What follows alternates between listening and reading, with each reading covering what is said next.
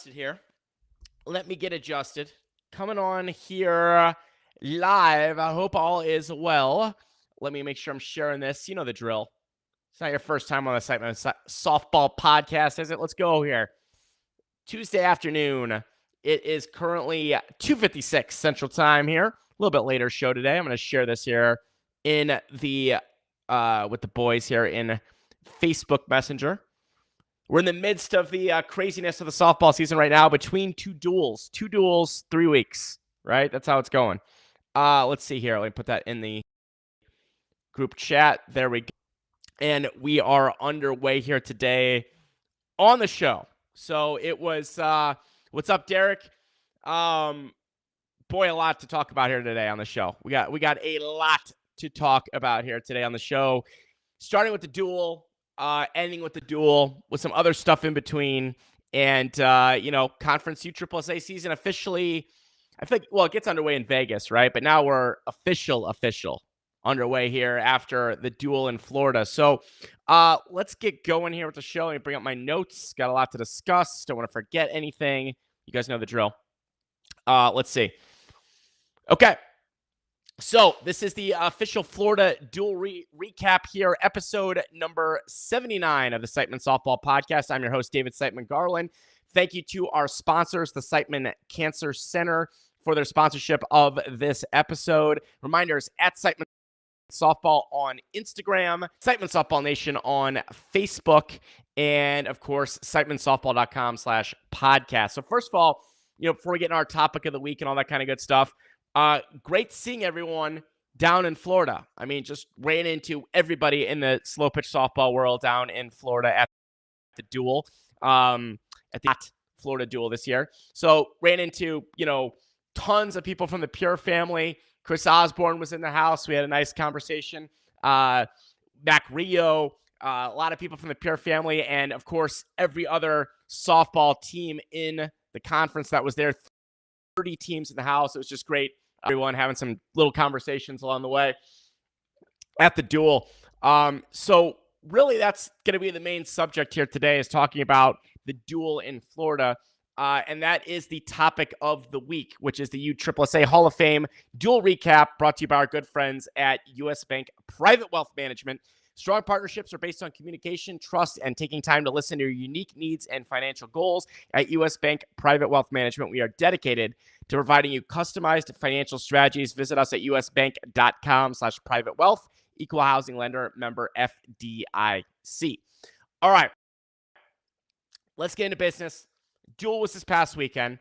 Let's talk about some of the intangibles of what happened at the duel. So first of all, the weather was freaking hot. It was like 92 degrees with 600% humidity. That's what it seemed like down in Florida. I know Florida's always hot, but usually in the spring, you get it's not too bad, but this was hot. And now one positive with some kind of small in-between times, like where there was a little bit of rain, like one night when we were leaving the field, there really wasn't much rain because there was a ton of rain predicted.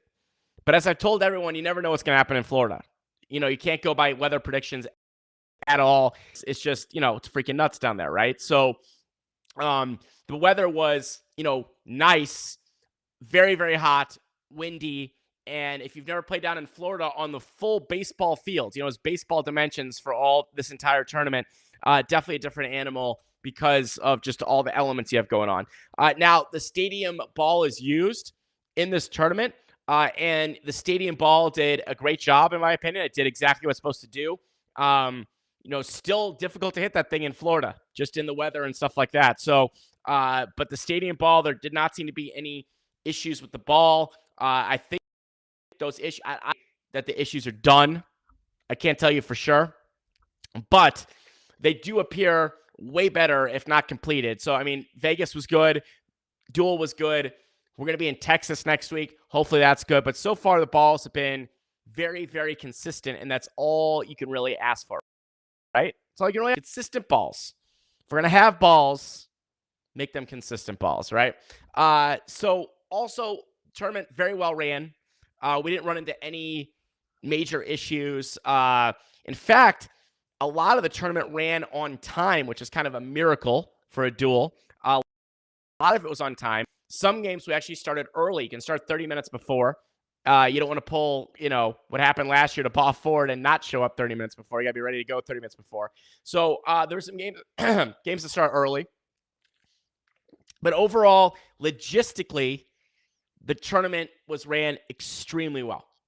Extremely well. Also, all our bats passed. We went 20 for 20 to start the tournament with our pure bats. So that was always a good sign. Nothing worse when you have like your favorite bat and you get there and it doesn't pass. So going 20 for 20, the pure bat was awesome. We had 20 for 20. That's what we did in the first duel with the bats. So that was great stuff as well. Now, I do want to give a couple shout outs as we get into this. First of all, Jessica, Brandon Keene's girlfriend, did a great job on the scoring as usual. Now, we use the Ball Clubs app, and Ball Clubs is, how am I going to say this? Going to be great in the long run. It's going to be very, very good in the long run. It's great. You can see a bunch of stats and things like that. We still are getting a little bit used to it. We'll have it locked down by Texas. There's a couple little things that we have to fix before our stats are submitted. So our official stats will be posted on conferenceussa.com soon. Things have to be corrected. One, for some reason, it was counting sacrifice flies, which you do not count in slow pitch. And two, I think we had a little button issue with substitutions. So sometimes a pinch hitter would come in and it would get credited to the previous hitter. We're getting it all worked out. We want to make sure the stats are accurate. The only thing we really care about is wins and losses. Always nice to know the stats and how it's working as well, right? Because, baseball, softball, very statistically driven sport, but it's about wins and losses. But the Ball Clubs app did a good job. And I do have to give our MVP, I can't tell you his exact numbers because I want to make sure we get them correct before we tell, but MVP of the week for both duels for Siteman Pierre, same MVP for both duels was Mr. Daniel Larson. So Danny played unbelievable on both sides of the ball, but hitting and being our leadoff guy, it just seemed like he was automatic on base every single time. Almost every single time.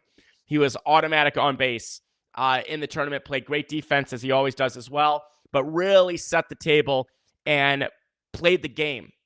Played the game extremely well. So meaning we had a key moment in the first game, which I'll get to, against the Seminoles, where we had 2 outs, needed a run to go to extra innings, and Danny took that smart swing right through a hole, didn't try to, blow it out 500 feet or something like that and miss and pop it up or whatever it might be. Smart the entire weekend. So good job, Danny, and thank you, Lauren, for keeping him in line the whole weekend as well, the whole week. So Danny Larson gets our team MVP, which is an unofficial award for the week. So, all right, let's get into the games here.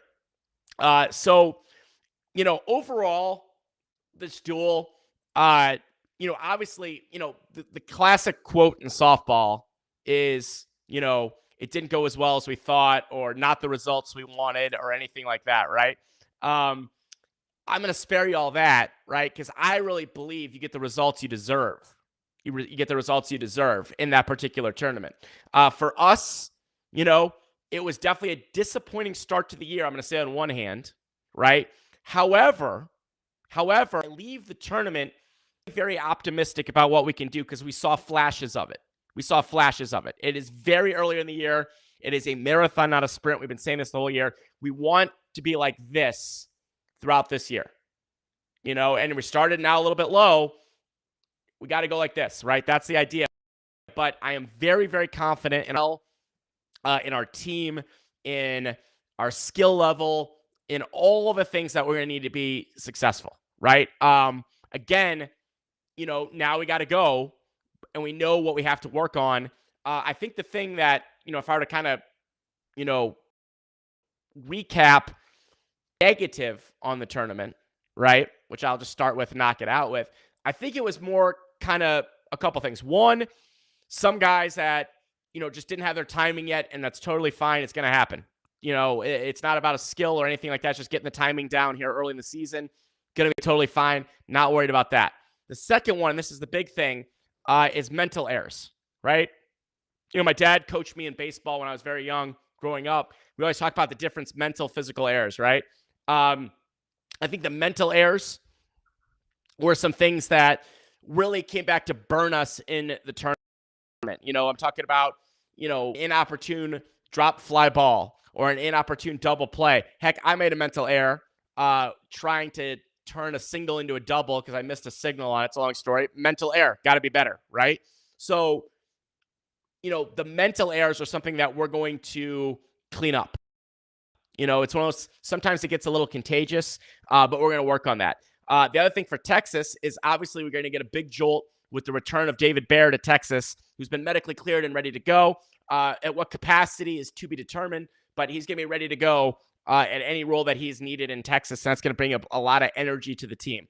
And so, I leave the duel, despite us going 1-4, with optimism. There's teams that went 0-4. There's good teams that went 0-4, 1-4, et cetera in the duel. It's just the nature of the beast. And I hear a lot of teams that are, ready to pack it in or blow it up or do something, whatever it is. They're the complete opposite. I'm feeling very, very optimistic because of the flashes of what I saw from our team.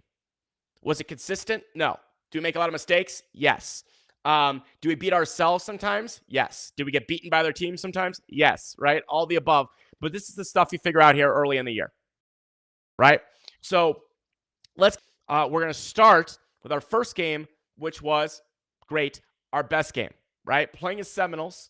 And last year, we had the Seminoles number a little bit. We were 2-0 against the Seminoles last year. But this year is completely different. Their team's completely different. Our team, we have our same core, but we've added a lot. So it's not fair at all to really say, oh, well, last year we kind of had their number, because this year's a new season, right? Brand new season. And they did a great job of jumping on us on this game. And this is where I saw flashes, again, of what we can do. It was coming back in that game. We were down in that game. Let me see here. I got to go to my little, I don't actually have a box score in front of me, but we were down, halfway through the game, we were down 8, 9, 10 runs. We might have even been down a little bit more than that to Seminoles in that game. But we stuck with it. There was zero panic on the bench, and we just started going. And we tracked them down finally in the 7th inning. We had an opportunity to walk it off in the 7th inning, but we ended up tying it in the 7th inning. Big hit by Danny Larson. There were 2 outs. Leading it into extra innings where we gave up 1 solo home run.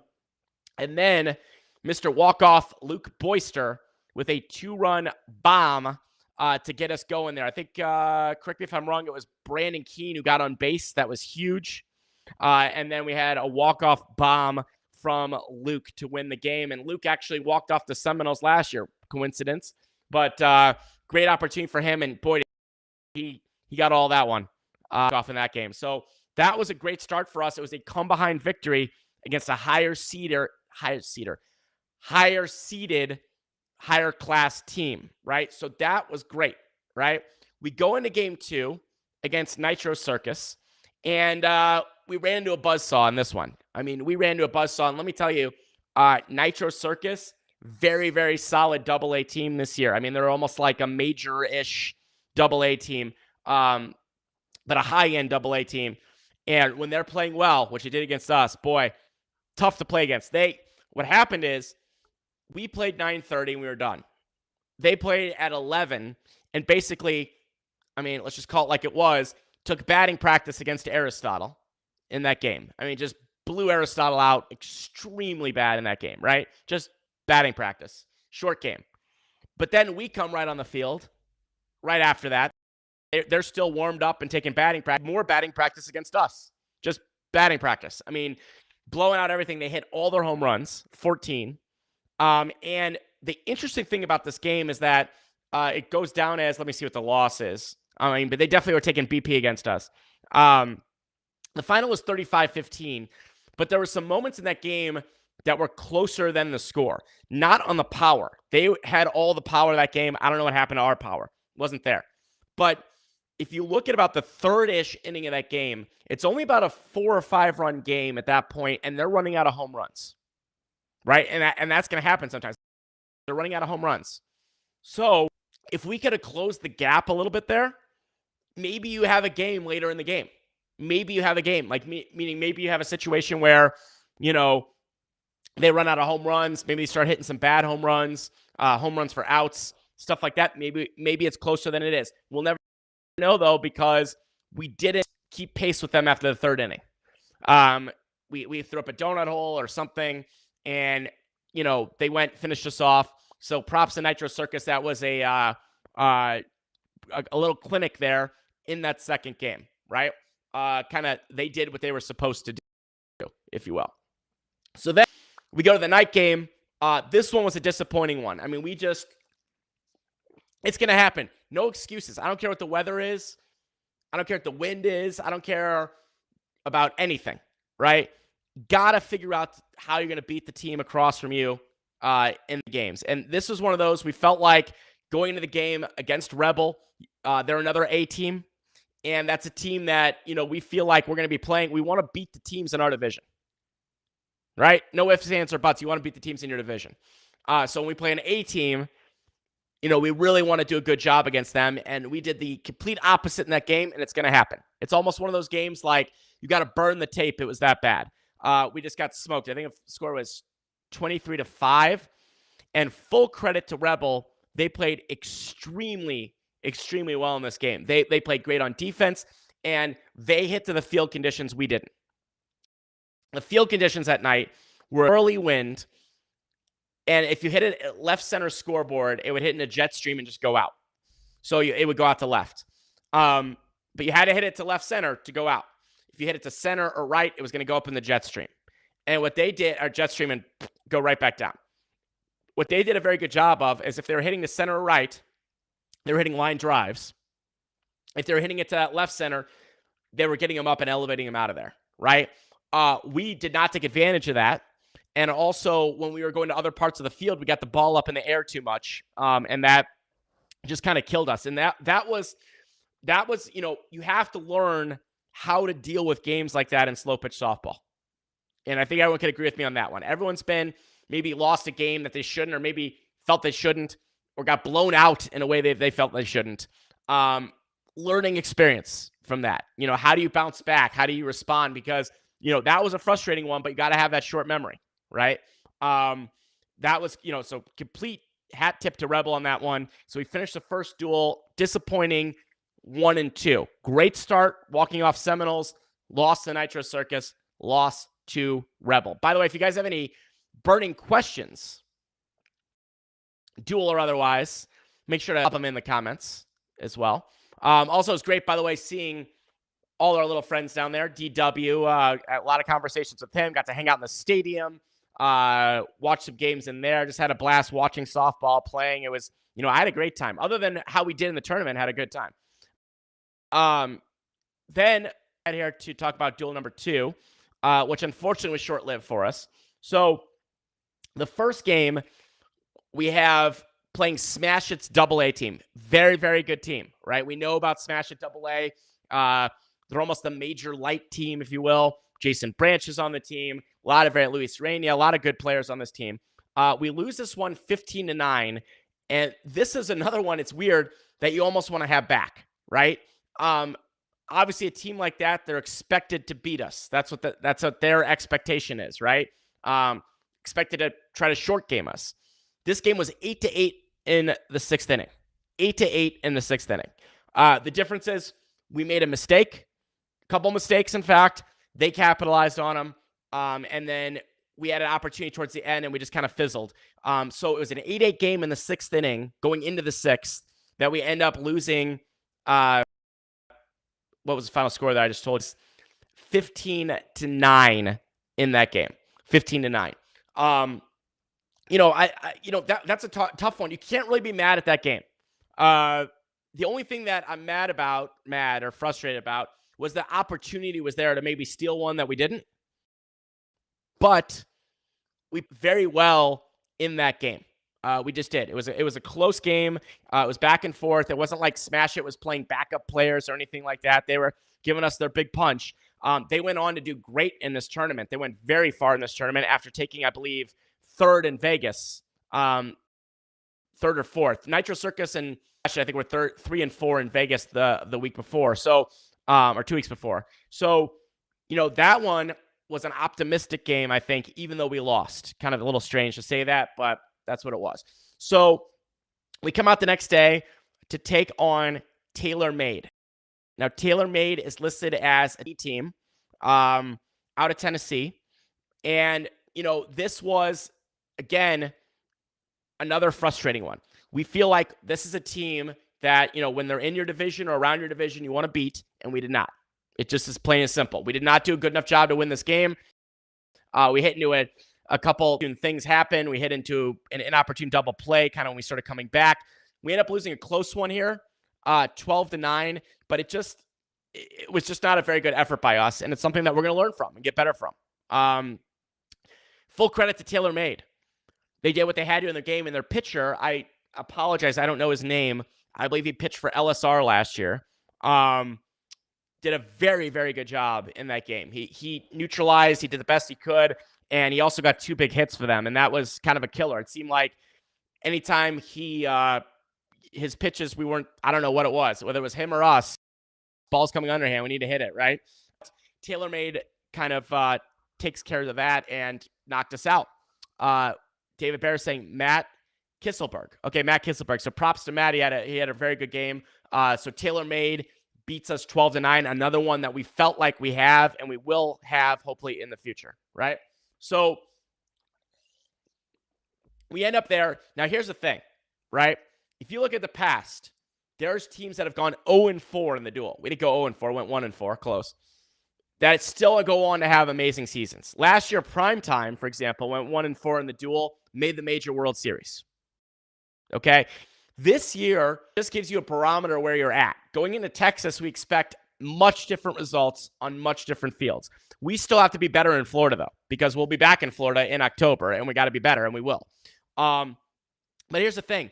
Because of the condensed schedule this year, 37 conference teams, condensed schedule, it's going to be a lot of events with lots of points. Texas, I think, has as much or close to or a little bit more than the duel this year, and that's a duel. I'm sorry, than the Florida duel. Evansville at the end of the year is going to be massive, right? There's a lot of massive tournaments here. So in the past, duel, which was kind of, in my opinion, a bad thing, made or broke your season in the past. And now, not the case, meaning like we can recover from this. Now, you don't want to do this too often, right? Having a disappointing weekend like that. But I can tell you right now, I've got full faith in us, and we're going to be much, much stronger in Texas and ready to go. Like I said, David Bear coming back on that as well. So, first of all, other things on the tournament. I mean, I don't have a ton of notes on it. Obviously, Luke with the big walk-off hit. If I were to go player by player, there was a lot of good things that happened.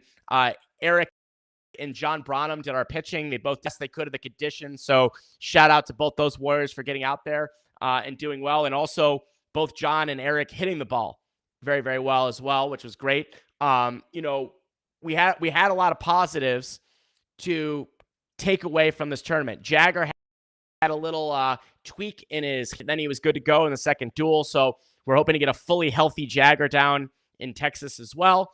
And we're going to adjust and we're going to make moves and we're going to go from there. Drew Rogers doing what Drew does, hitting 3 home runs, leading the team in those down there, and that's on the big field. So props to him. And just as a unit, though, I'm very, very confident about where we're going to go with this for sure. Jesse Skaggs has a lot of respect on. Let me put this on the screen, Jesse. Let's talk about this for a sec. Boom.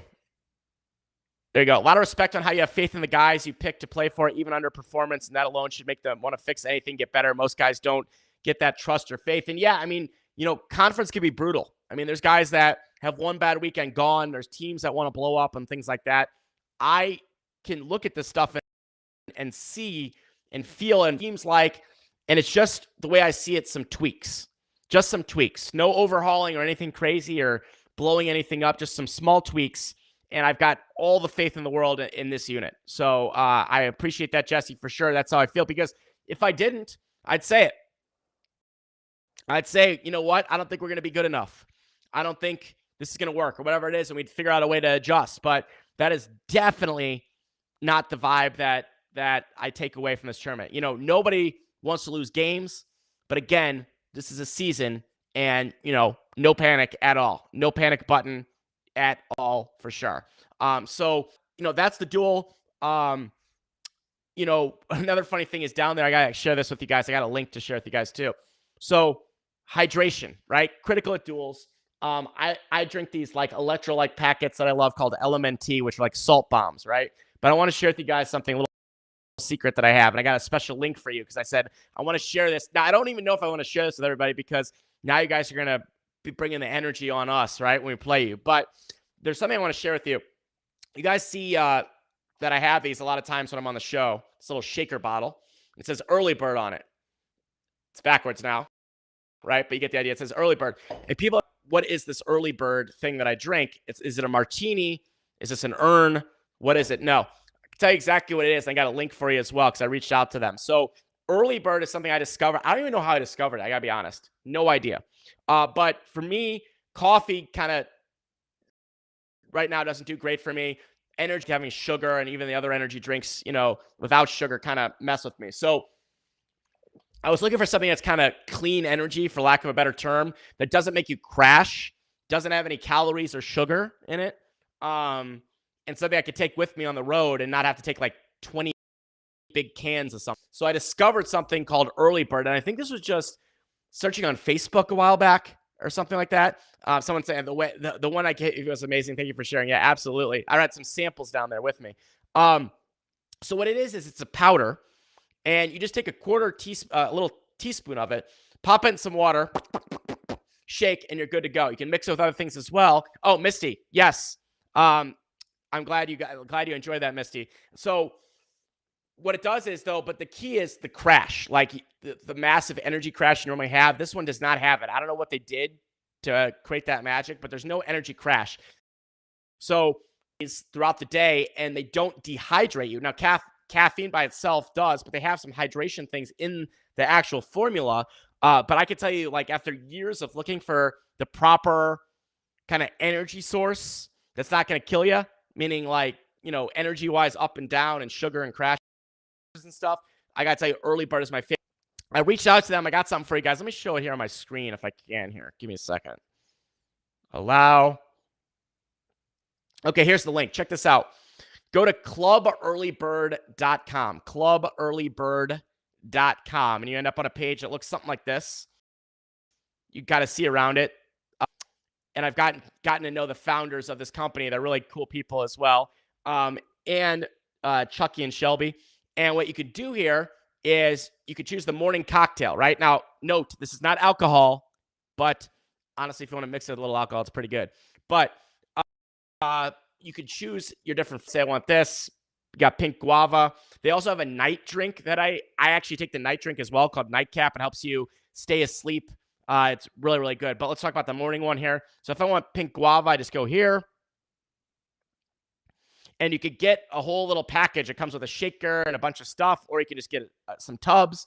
You can add it to your cart. There's 100% money back guarantee. And now watch this. This is where the magic comes, okay? I put some stuff in my cart. I put a bunch of things in here. We'll decline this for now. But here's the key. Guys, ready for this one? Got the hookup for you. Discount code, folks. Siteman. Give you a nice 10% discount on everything. So pop that in there. Boom. You'll be off to the races. Do you know what I mean? So Club Early Bird. Wanted to give a shout out to them. Thank you for their love. And I just love, anytime I have a cool product, I love sharing it. Anyone that's going to dinner with me or lunch with me knows that. Like anytime I get obsessed with things, Early Bird is definitely one of them. So clubearlybird.com. Use the promo code Siteman. Start with the morning energy one. You could obviously drink it in the afternoon at night. I had one at 5 or 6 p.m. when we had a 10 p.m. game and felt great the whole night. No crash, slept fine, no problem. So highly, highly, highly recommended. clubearlybird.com. Promo code Siteman. All right, friends. So that is pretty much a wrap on this episode. Recap of the Florida Duel. No rest for the weary because the next next show on Tuesday, going to be talking Texas, my friends. And that's going to be a big one. And this is going to be one with non-conference teams as well. The Duel had 0 non-conference teams in Florida.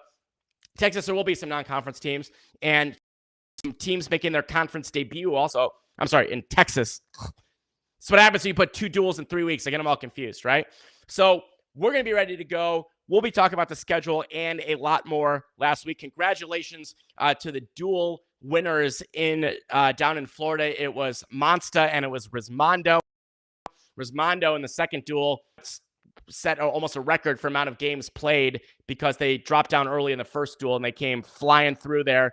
Still made it very far in the first one and then won the second one. So props to those teams. Congratulations. And we will see everyone next week talking Texas